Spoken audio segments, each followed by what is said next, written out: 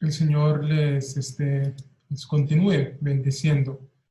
Es un gusto poder compartir la palabra del Señor con todos en esta noche y me gustaría que pasáramos a pensar en los mandamientos. Ese es el texto que nos corresponde. Hace 8 días hablábamos de cómo el hecho de que Dios da mandamientos es parte de un Dios que ama, un Dios que libera. Y entonces hoy vamos a hablar de los mandamientos. Espero que ya estén viendo la presentación ahí en pantalla. Deuteronomio capítulo 5, versos 7 al 11. Permítame leer la palabra del Señor en favor de todos. No tendrás otros dioses delante de mí.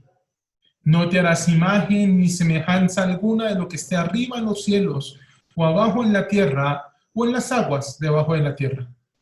No te postrarás ante ellas ni les servirás, porque yo soy Yahvé tu Dios, Dios celoso que visito la iniquidad de los padres sobre los hijos hasta terceros y cuartos de los que me aborrecen. Pero hago misericordia hasta con la milésima de los que me aman y guardan mis mandamientos. No tomarás el nombre de Yahvé tu Dios en vano, porque Yahvé no dará por inocente al que tome su nombre en vano. Estos primeros 4 mandamientos que tenemos en esta noche, usualmente en nuestra tradición cristiana son solamente 3, y hay diferentes textos en la Escritura, como Deuteronomio 4, que hacen referencia a las 10 palabras, como referencia a los 10 mandamientos. Pero cuando lleguemos al final de esta sección, usted se dará cuenta que vamos a hacer referencia a 11 mandatos y no a 10. No es porque el hermano Johan se esté inventando mandamientos nuevos, ya con los 10 tenemos suficiente. Es porque estructuralmente el texto se da para pensar en 11 mandamientos. Entonces, los primeros 4 que vamos a hablar esta noche son introducidos por una partícula negativa, no, y un verbo. No tendrás, no te harás, no te postrarás, no tomarás. Después vamos a tener 2 que se dan en forma positiva. Guardarás y honrarás. Y después tenemos una seguidilla nuevamente de 5 nos, ¿sí? Que son el no mentirás, no matarás, no hurtarás. Y así completamos. Si usted suma 4, 2 y 5, va a notar que son 11 los mandamientos que vamos a ver. No se preocupe, no estamos modificando el texto bíblico en ningún sentido, estamos simplemente siguiendo una estructura textual para ver estos mandatos del Señor. Estos primeros 4 mandamientos entonces están relacionados con Dios. ¿Sí? Estos son 4 relacionados con Dios. Y miremos lo que nos dice entonces el verso 7 y el verso 8. Primer mandamiento: no tendrás otros dioses delante de mí. Si usted recuerda el texto en versión Reina Valera, dice no tendrás dioses ajenos. Pero literalmente el texto utiliza la expresión otros. No tendrás otros dioses delante de mí. Cualquiera que no sea Dios es un Dios ajeno. ¿Sí?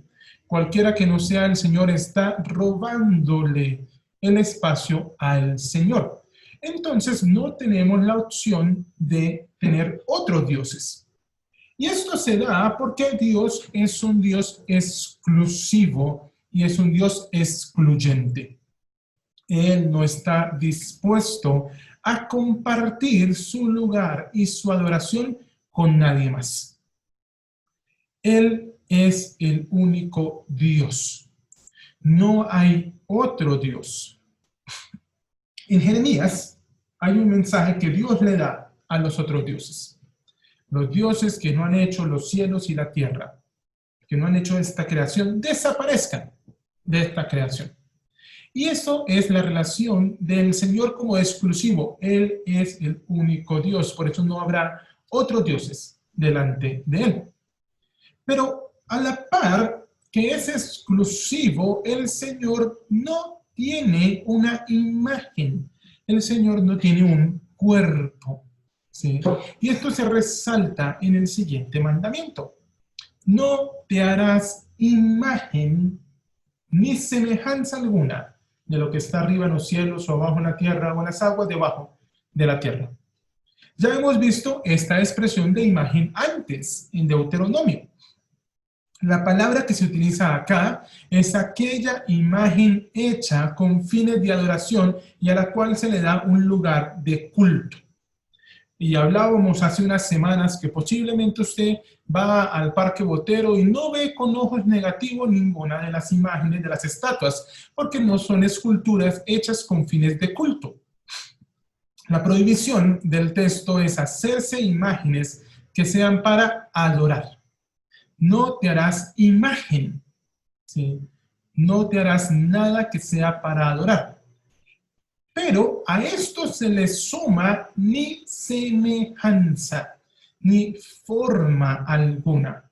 Esta expresión para semejanza aparece solamente 10 veces en el Antiguo Testamento y se presenta en dos formatos, uno positivo y uno negativo. En el formato positivo es el recuerdo cuando Dios da la ley, ¿sí? Y dice, y te habló desde la montaña y no viste su forma, no viste su semejanza. En el formato negativo es para referirse a los ídolos que están hechos en una forma particular. El Señor no tiene una forma. El Señor no tiene una semejanza. Ahora, usted puede pensar, y bueno, ¿y nosotros qué? ¿Nosotros fuimos hechos a imagen y semejanza de Dios? Sí, la Escritura dice que nosotros somos imagen de Dios, le pertenecemos a Dios, reflejamos a Dios, pero no en forma física. Jesús, diálogo sobre la adoración ahí con la mujer samaritana en Juan, me recuerda a la mujer, Dios es espíritu. Entonces, no podemos pensar que X escultura, X cuadro representa a Dios. Recuerden Éxodo 34. ¿Cuál es el pecado de Israel? Mientras Moisés está en el monte, Aarón les hace un becerro y le dice, aquí está Yahvé que te sacó de la tierra de Egipto. Esta gente acababa de ver la obra de Dios y ahora ya se estaba haciendo una vaquita para pensar, este es Dios. Y Dios dice, no, no te harás imagen, ni de lo que está en el cielo, arriba en el cielo, ni de lo que está en la tierra, ni lo que está en las aguas debajo de la tierra. Dios no tiene comparación. Nada de lo creado debe ser adorado. Toda la creación, todo esto que nosotros podemos ver y conocer, fue hecho para que nosotros supiésemos, entendiéramos que hay un creador y no para que nosotros cayésemos en la idolatría. Por eso la mención en el mandato es específico. No te hagas, ¿sí? Y no te hagas nada que tenga imagen, porque Dios no tiene imagen, no se le puede comparar, no se le puede construir, no se le puede dar forma. Esto nos permite recordar a nosotros lo vano, lo sin sentido de la idolatría. Usualmente la idolatría es adorar algo que nosotros mismos o alguien más ha construido. Cuando la Escritura nos plantea que la creación está para que nosotros adoremos al Creador, no a la creación, sino a aquel que ha hecho todas las cosas, aquel que está por encima de todas las cosas. Pero el texto sigue. No te postrarás ante ellas, ni les servirás. Paremos un momentico ahí.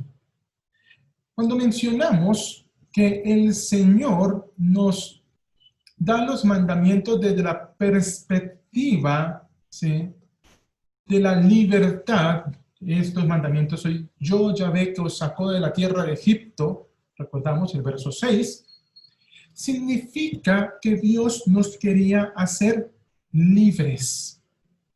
Conoceréis la verdad os hará libres. La expresión postrarse acá es la expresión que se utiliza cuando una persona va a adorar. Pero también es la expresión que se utiliza cuando una persona se somete a otra. Y entonces el Señor recuerda a esos ídolos del verso 8, no te debes postrar, no te debes someter, tampoco les debes servir. Literalmente la expresión acá es labrar, trabajar, pero se utiliza para la adoración, ¿sí? Para aquel que sirve a los dioses. En el mundo antiguo, adorar a un dios no era solamente decir, ay, yo voy a cantarle a ese dios. Era hacer cosas para ese dios. Sacrificar a los hijos, dar parte de la cosecha, hacer diferentes actividades. La adoración es más que palabras, la adoración es lo que uno hace. Y acá se prohíbe cualquier tipo de adoración, de servicio a cualquiera que no sea Dios. Dios es el único que nosotros debemos adorar. ¿Por qué? El texto nos da un por qué. Porque yo soy Yahvé, tu Dios, dice el Señor. No puedes postrarte ante otros dioses, no puedes servir a otros dioses, porque yo soy Dios, dice Dios. Entonces no hay otro.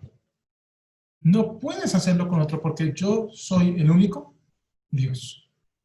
Y da una descripción adicional. Dios celoso.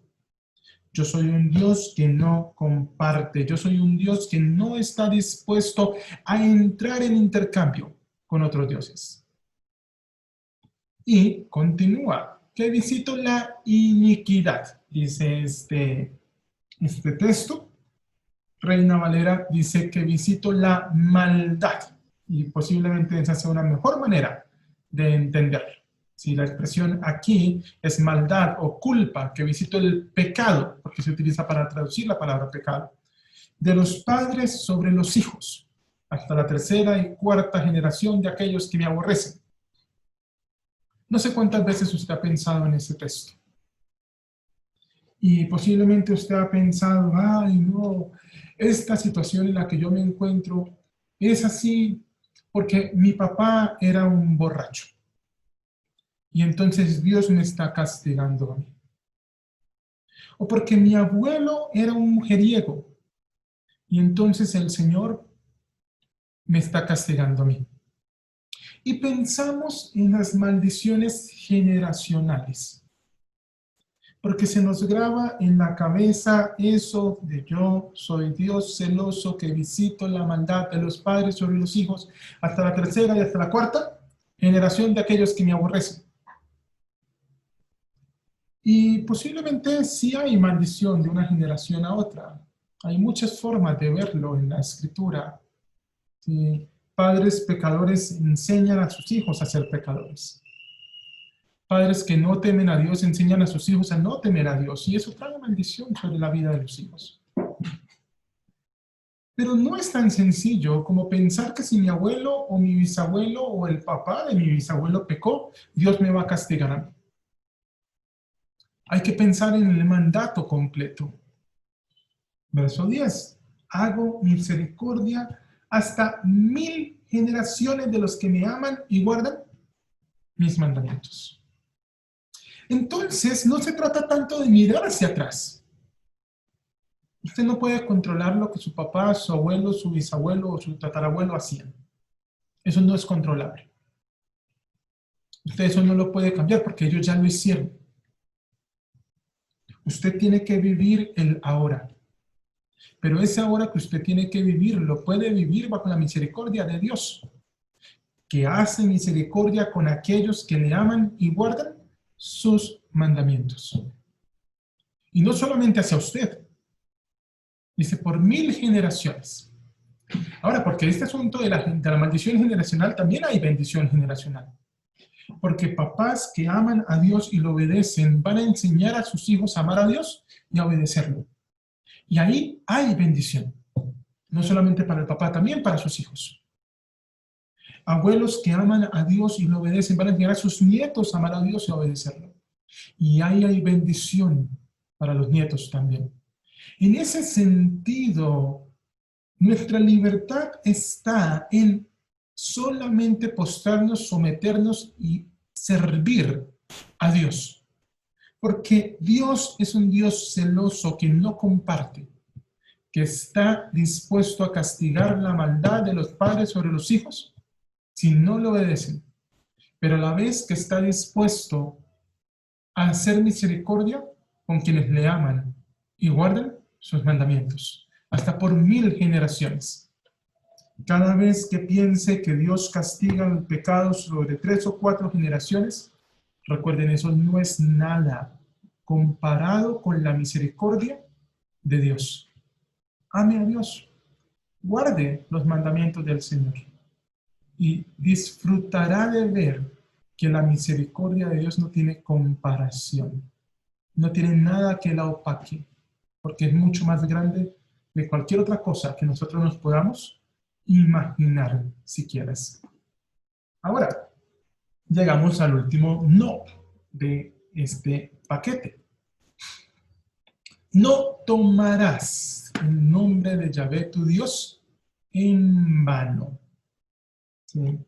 Si usted recuerda los mandamientos en la forma en la que uno se aprendía los mandatos, ¿sí? Es no jurar. No jurarás por el nombre de Yahvé tu Dios en vano. Y uno dice, pero bueno, ¿cómo así? ¿Qué significa eso de no tomar el nombre de Jehová tu Dios en vano? ¿Cómo uno puede tomar el nombre de Dios en vano? ¿Qué es tomar el nombre? ¿Qué es el nombre? Y esas cosas que uno se pregunta. Lo primero que hace el texto, lo primero que uno tiene que decir es que la expresión tomar aquí es la expresión levantar algo para usarlo o llevar con uno algo, ¿sí? Entonces piénselo así. No utilizarás el nombre de Yahvé tu Dios en vano.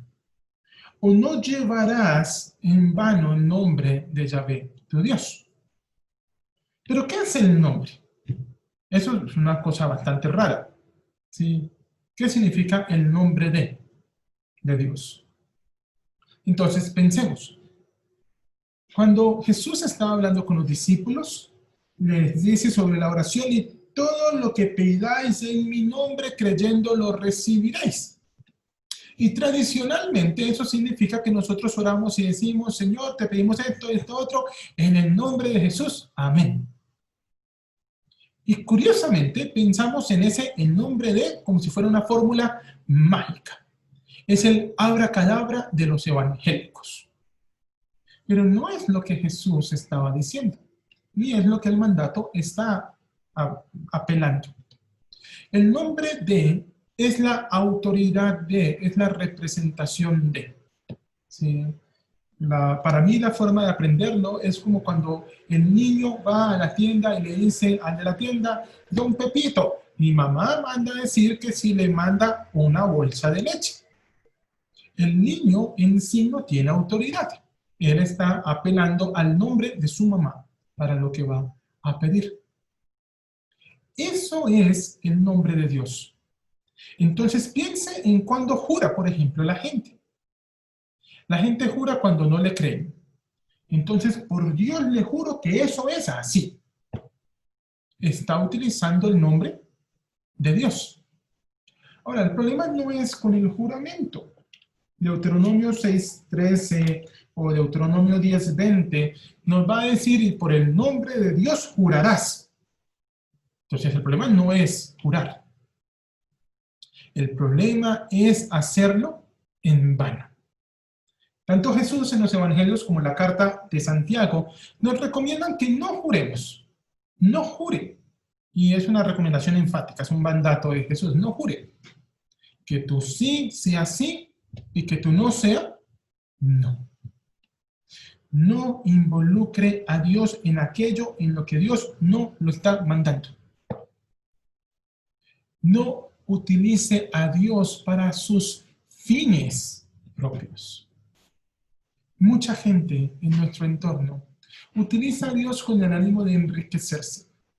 Utiliza a Dios con el ánimo de convencer, de aprovecharse de otras personas. Eso es tomar el nombre de Dios en vano. Cuando usted dice, no, es que Dios lo hace así o Dios lo quiere así, y Dios no lo ha mandado a usted a hablar nada, usted está utilizando el nombre de Dios en vano. Y entonces nos recuerda, porque Yahvé no dará por inocente al que tome su nombre en vano.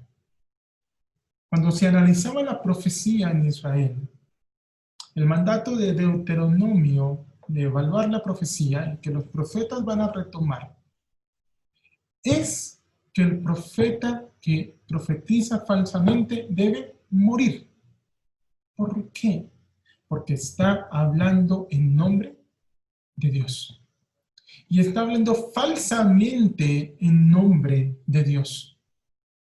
El nombre de Dios no es un juego, ni es un capricho. No está para yo apoyar lo que quiero decir. La autoridad de Dios está para hablar de lo que Él quiere hablar, de lo que Él ha revelado en su palabra. No para satisfacer mis ánimos de poder o de reconocimiento. Y en ese sentido, Dios no da por inocente a aquel que se aprovecha de su nombre para hacer maldad. Casos muchísimos que uno podría pensar, pero yo prefiero que pensemos en este momento en nosotros. 4 cosas que podemos resaltar. La primera de ellas, el Señor resalta la exclusividad. Él no comparte con nadie su posición. Él no acepta otros dioses delante de Él. Eso significa que nosotros debemos evaluarnos si hay cosas que estamos adorando que no son Dios. Si hay personas que estamos adorando que no son Dios. Y eso significa arrepentirnos y abandonar cualquier tipo de idolatría.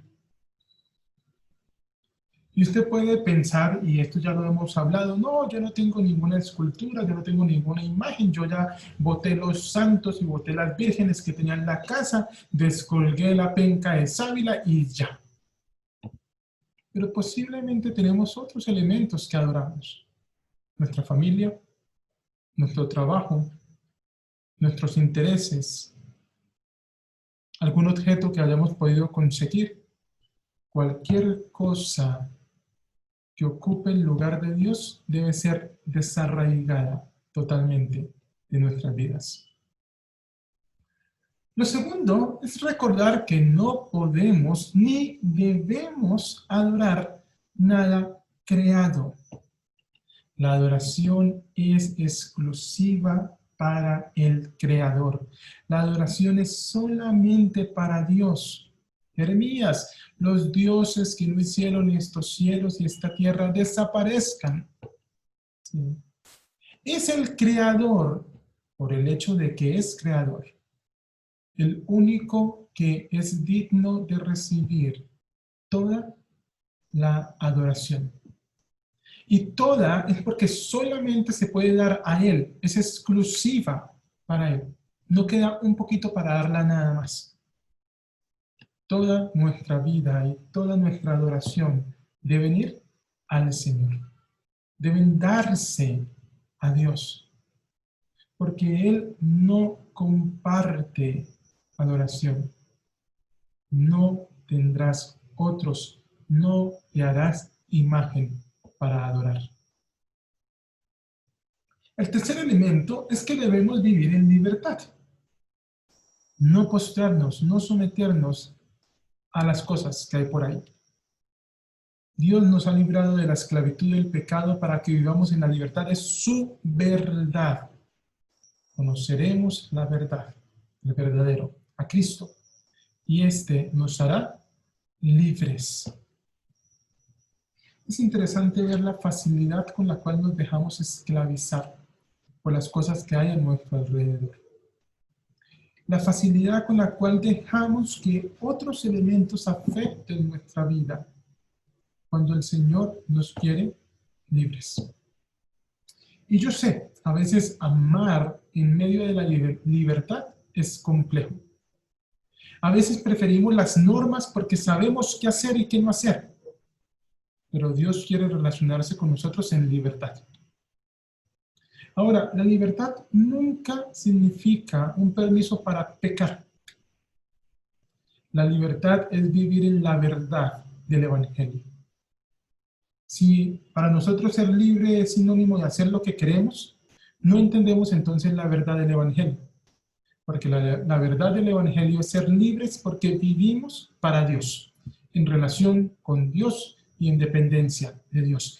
Esa es la libertad que el Señor nos ofrece, vivir para Él.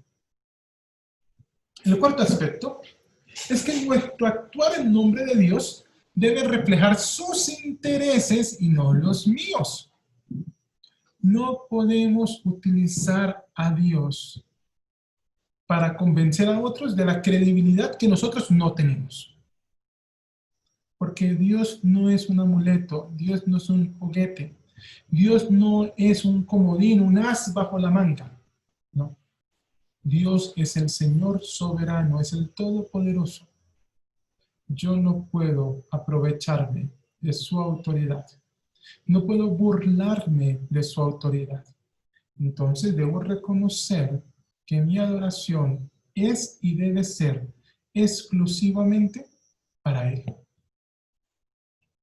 Mi actuar, mi forma de vivir debe reflejar a Dios. Hace 8 días mencionábamos el elemento de escuchar la palabra, aprender la palabra, poner por obra la palabra. Eso es lo mismo que estamos diciendo acá con este mandamiento. Nuestro actuar en nombre de Dios debe reflejarlo a Él. ¿Cómo sé yo que lo que estoy haciendo agrada a Dios? Porque conozco la palabra de Dios.